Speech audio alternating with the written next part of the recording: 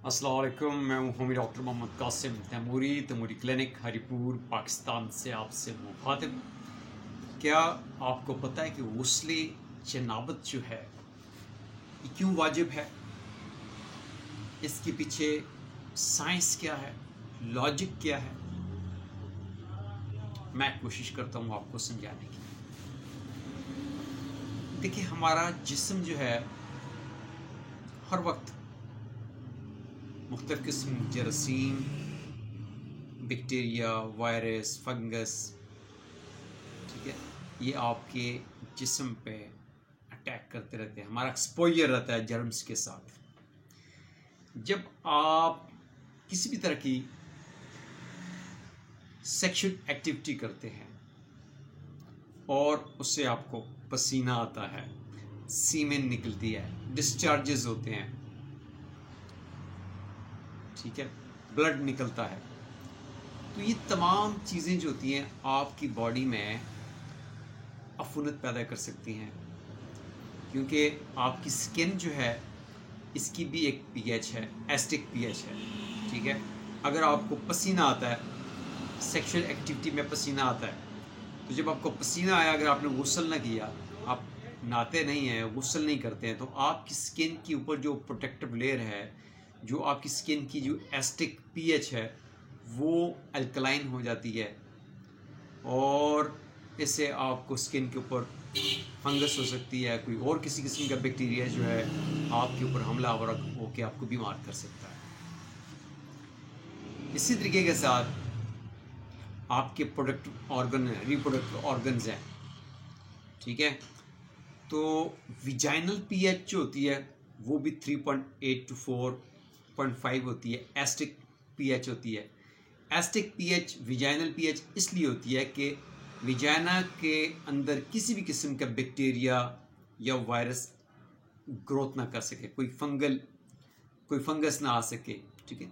Germ से महफूज रहने के लिए, इन्फ्लेमेशन से, इन्फेक्शन से महफूज रखने के लिए वहाँ का इंटरनल एनवायरनमेंट जो है वो एसिडिक होता है। अब होता ही है कि जब सेक्सुअल इंटरकोर्स करते हैं तो सीमेन की पीएच जो होती है वो 7 होती है, 7 to 8 होती है, और विजाइनल पीएच जो होती है 3.8, 3.5 to 4.5 होती है, एसिडिक होती है।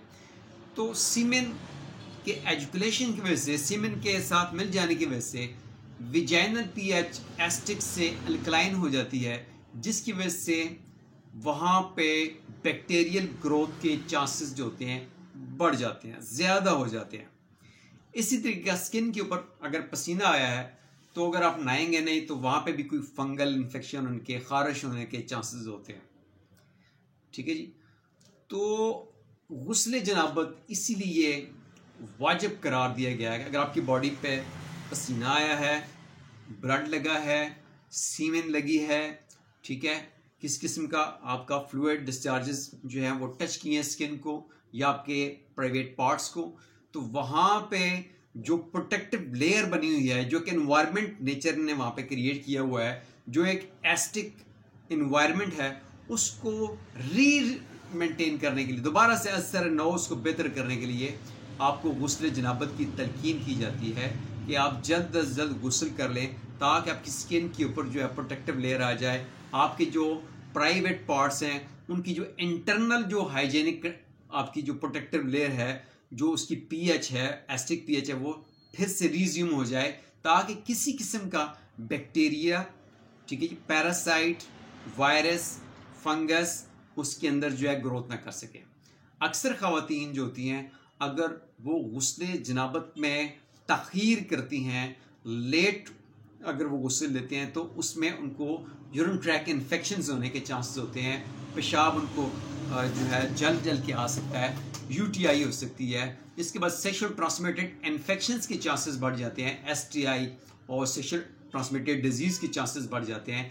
इसीलिए इस्लाम में गुस्ल जनाबत को जो है वाजिब किया गया है। इस्लाम में ये कहा जाता है कि आपकी जो हाइजीन है, जो आपकी जो सफाई है, ये निस्फ ईमान है।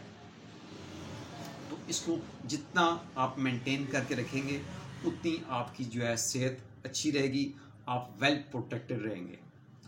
तो गुस्ल जनाबत के पीछे साइंस यही है कि आपकी बॉडी के अंदर जो एक हिफाजती दीवार, जो आपका एनवायरनमेंट क्रिएट किया होता है नेचर ने, आपकी asterisk skin, asterisk vaginal pH, asterisk urethral pH, ठीक है, ये बॉडी ने मेंटेन रखना होता है।